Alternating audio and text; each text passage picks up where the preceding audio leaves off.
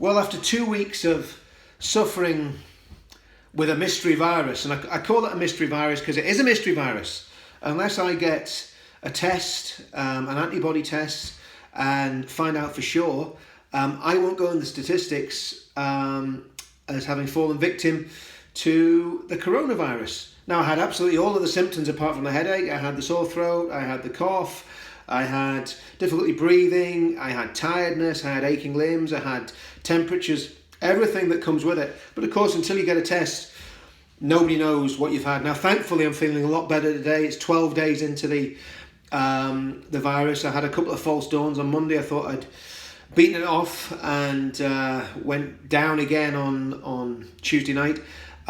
So whatever I had, I think it was, if I was a jury, I'd convict COVID-19 of infecting me. But I'm feeling better now. But the thing that I want to know in all of this, this virus is killing thousands of people. There's no doubt about that. It's very, very dangerous. It's killing thousands of people. It's killing our medics, it's killing our elderly, it's killing people who have weak immune systems, it's killing people who have lung problems. What I want to know, and of course it's crashed the world economy, completely crashed and trashed the world economy. But the big question is, and again it's our media, why are the British, the American, I don't know whether the Europeans are doing it because I don't watch European media, but why are the British and American mainstream media not asking questions of the Chinese government? First of all, where did the virus come from? Secondly, why the cover-up? Why did the world community not find out about this virus until the 31st of December, New Year's Day, the normal, not the Chinese New Year, but the New Year that the rest of us celebrate, when everybody's closed down? That's when the news broke. Why did they not warn us? Why does it appear that they're covering up how many people really died from the virus and how dangerous it really was? And why is the world media just not asking the Chinese Communist Party these questions? Now, again, I'm very careful with all these things. I'm not blaming Chinese people for this virus. I'm blaming the Chinese Communist Party. And I'm going to put some links down below this video. Avi Yemini and Ezra Levant and Stefan Molyneux have been doing some really good videos on this. They've been doing what the mainstream media should be doing. They've been digging about. They've been finding documents. They've been finding sources that are pointing to where this virus came from. And it seems almost beyond doubt that the virus came from one of two experimental labs in Wuhan that were very, very close to this market where the authorities said that the virus came from. And again, I'll put the links in below so you can look at these videos, and they go into a lot more detail than I'm going to go. But needless to say, one of the compelling pieces of evidence is the bat that was supposedly sold at this market and eaten by somebody. Those bats live 900 kilometers away from Wuhan. So for the bat to get to that wet market, which appeared to be a fish market, seems very, very highly unlikely. What seems far more probable is that these experimental centres that are experimenting with viruses, and we don't know what they're doing. And again, in some of the documents that Ezra Levant and Stefan Molyneux were publishing on the net yesterday, it seemed to intimate in those documents and in the documentary that Ezra Levant showed, it seemed to intimate that the people working in those labs were not just working on cures for these viruses, but may well have been working on bioweapons. Now, of course, again, there's absolutely no hard evidence of that, because no doubt by the time if anybody ever gets in there to investigate this properly, those labs will have been closed down and the people who worked in them will have strangely disappeared off the face of the earth. But when you see the evidence in those videos, and I think Avi's and Ezra's and Stefan Molyneux's videos yesterday were absolutely excellent, you'll see that there's a big fat finger pointing at the Chinese Communist Party. It's you. You're the ones that are responsible for this. And I think, and I hope, that our government, the British government, And I don't know about the American government because I don't know how in bed they are with China. I know they're hugely indebted to China, and that's obviously a massive problem. But the British government needs to start rolling back on all its ties with China, no matter the cost.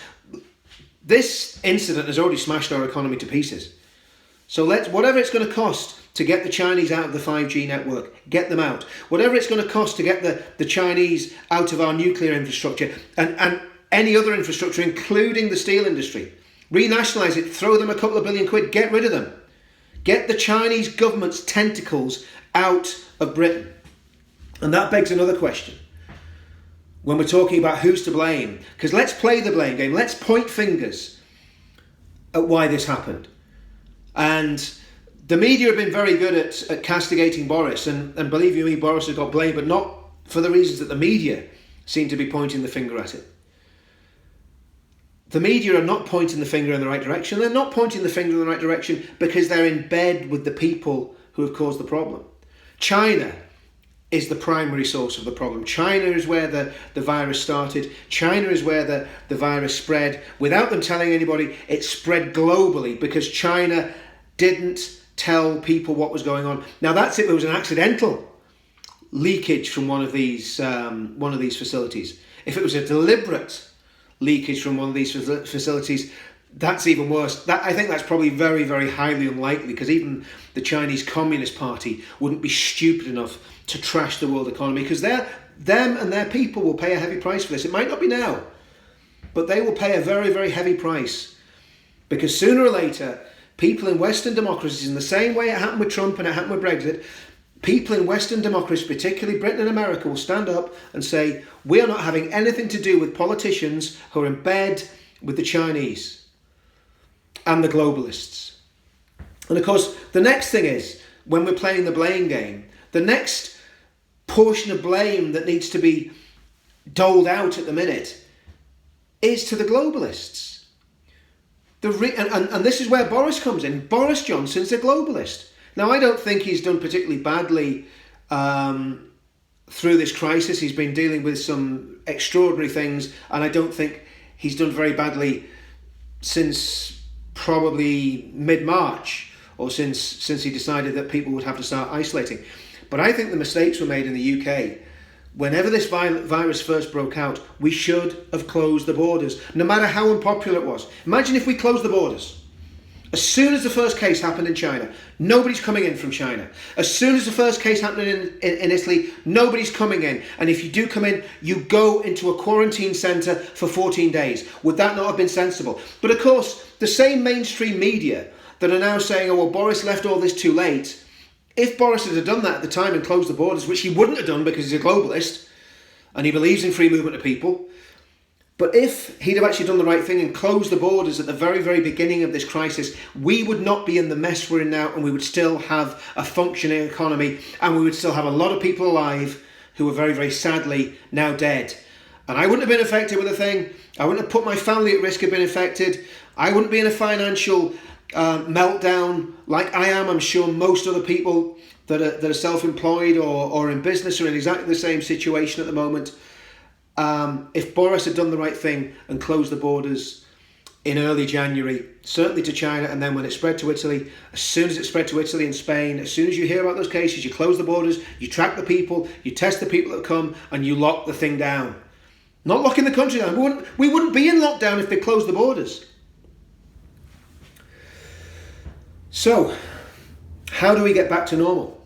How do we get back to normal? Well, I think there's a few things, and again, obviously, whenever somebody offers an opinion now, you've got to have more degrees than a thermometer to have an opinion on something. But to me, I'm just going to talk some common sense. First of all, it seems very obvious that proper use of face masks on a mass scale is going to cut down people who have got the virus passing the virus on to other people, and possibly even stop people who don't have the virus from contracting the virus. If everybody's wearing face masks, it's a lot more difficult to cough in someone's face if you're wearing a proper face mask that works, and vice versa. It's probably more difficult for you to contract the virus. So to me, and I know they're difficult to get, but there should be mass production of face masks. Sanitisation should be everywhere. There should be little pods of hand sanitizer all over the place. And yes, some of it gets stolen, but so what? But as well as that, as well as wearing face masks and sanitizing everything, as soon as these tests are available that can check who's had it, roll them out right the way throughout the population. Doesn't matter what it costs, because it's not going to cost as much as keeping the economy closed. Roll them out right the way through the population. Then everybody who's either felt they've been affected or has been in a family of someone who's felt they've been affected can get an antibody test and find out whether they've had the virus or not. And I think if you did those three things, had proper sanitation, kept the social distancing, keep a lot of people working from home where possible, get these antibody tests, then we can get back to work. Because the British people, who's going to pay for this? Who's going to pay for Rishi Sunak's magic money tree, where he's just shaking this tree and all this money's falling out and he's giving everybody $2,500 a month for sitting on the backsides doing nothing? Who's going to pay for that? I'm going to pay for it, and you're going to pay for it.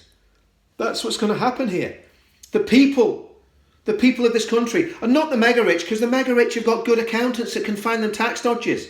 It's ironic, isn't it, that these superannuated footballers had to be prodded, had to be pushed and cajoled into giving up some of their massive wages. They're sitting on the backsides doing nothing. They had to be prodded into giving some of their massive wages to the NHS. The normal man in the street is going to pay for this mistake by the globalists and this crime by the Chinese. And the globalists, I think, will be finished as a result of this. I hope they will. But what they'll try and do, they will try and double down, and they'll try and say, we can only solve these problems if we have some sort of global governmental structure. And they'll try and weave their way into this and make it seem like they're the saviours. We've got to remember, the Chinese Communist Party, the Chinese government, whatever happened in Wuhan province, the Chinese government is completely responsible. The Chinese government must pay a price for that. They must be punished for that. And the globalists must pay a price as well. And I think once we get through this, once we get everybody back to work, once we get this thing under control, we need to start looking very, very carefully at who owns our assets. It would shock you, and I'll maybe do a video on it someday, how much of British business, how much real estate in London is owned by the Qataris and the Saudis, how much is owned by the Chinese, how much is owned by Russian oligarchs. You'd be shocked if you could see how much of our beautiful country is owned by foreign interests. Now, as you all know, I've recently had put a video out about certain people that I think are damaging our movement. But one thing that I think that everybody, wherever they are in this movement on the political spectrum, if you're a patriotic Brit, you will say it is not right for our steelworks to be owned by the Chinese. It is not right for our nuclear infrastructure to be owned by the Chinese. It is not right for our 5G network to be owned or supplied by the Chinese. We need to roll these things back. And if it costs money to get China's influence out of the UK, it's worth paying the price, whatever that price is. And next, we need to start making things. We've proved that we can make things. As soon as this happened, we started manufacturing all sorts of things. There's businesses all over Northern Ireland, some very close to me, that have started making face masks. They were making hairbrushes, now they're making face masks. Businesses can change and businesses can reorganise. We need to start making stuff again. We need to start manufacturing stuff again. And if it means that we pay a little bit more for it, I'd buy British. I'd rather buy a British car than buy a German car or a Japanese car or a Chinese car. I'd rather iPhones were made in the UK than made in China. And that sounds a bit idealistic, and it is, and I know it's difficult to do that and you can't do that suddenly, but that should be Britain's aim, to rebuild a manufacturing base, a clean, economically viable manufacturing base. And if stuff costs a bit more, so be it. So be it, because I'd rather the money stayed in the country than went out of the country.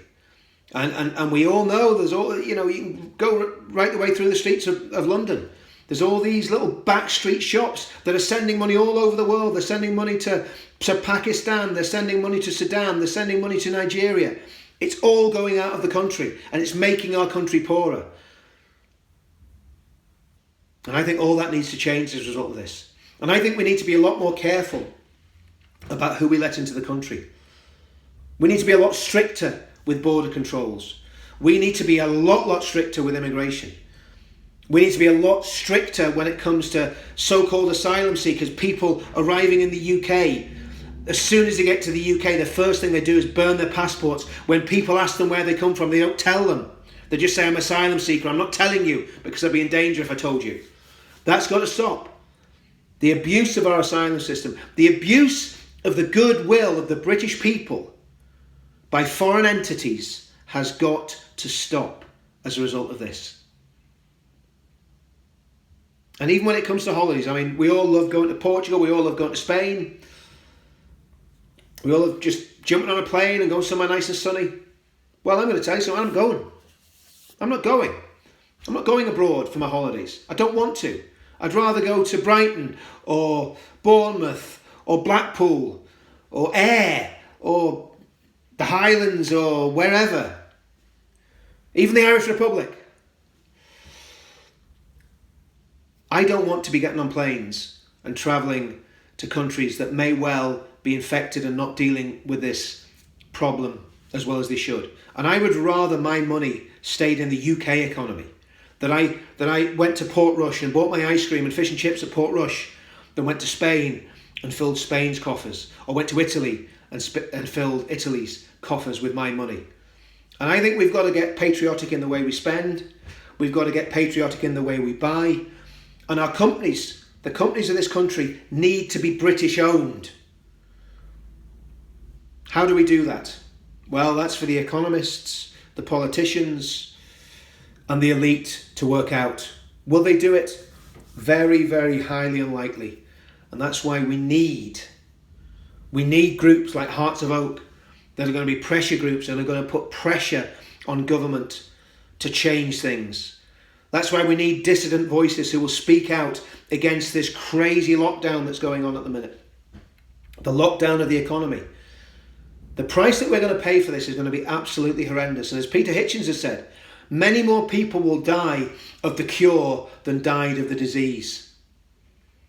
The disease is one thing, and one way or another the disease will pass, but the damage that's been done to the economy because of those mistakes that I laid out at the beginning of the video, because of the crimes of China. I think it was Avi Yemini said, China lied and millions died. It's a very good phrase, that, isn't it? China lied and millions died because of the lies and the crimes of China. And because the British government, and the British government must have known what was going on. If they didn't know MI6 and the Foreign Office weren't doing their jobs properly, which wouldn't surprise me, but the British government should have known what was going on, and the British government should have acted. And they should have closed the airports, closed the borders, and took the short-term hit, opposed to the pain that we're going through now. But we need to change things. We cannot allow this to happen and keep happening. A few years ago, it was Islamic terrorism. We've seen the scandal with the grooming gangs and the rape of English girls and the rape of Britain. And now we've got a virus that has come from the most repressive country on the planet. And the sooner that Chinese Communist Party falls and the people of China get freedom, the better. Because the people of China are an industrious, intelligent people, but they are being held down, they are being crushed by a gangster, fascist dictatorship that has global ambitions. And if I was Trump, and if I were Western leaders, I would be doing everything in my power to undermine that man and make sure that he falls from power. And that's what the CIA are good at. They're good at undermining regimes. Do it with China.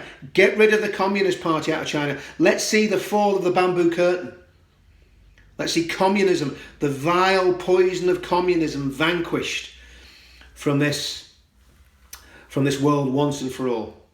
Well, that's quite a long rant, but I covered quite a lot of ground. I'll put those links into Ezra's video and Stefan Molyneux and Avi Yemini's stuff.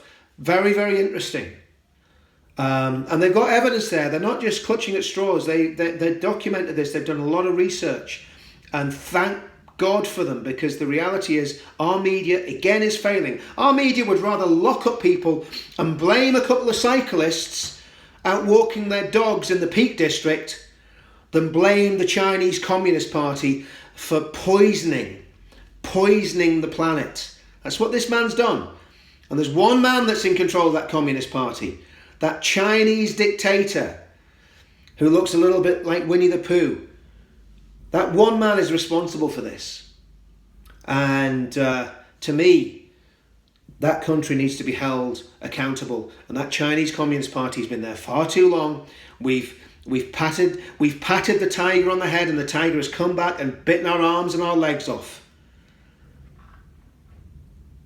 And it's time that we did something about it. See you all soon.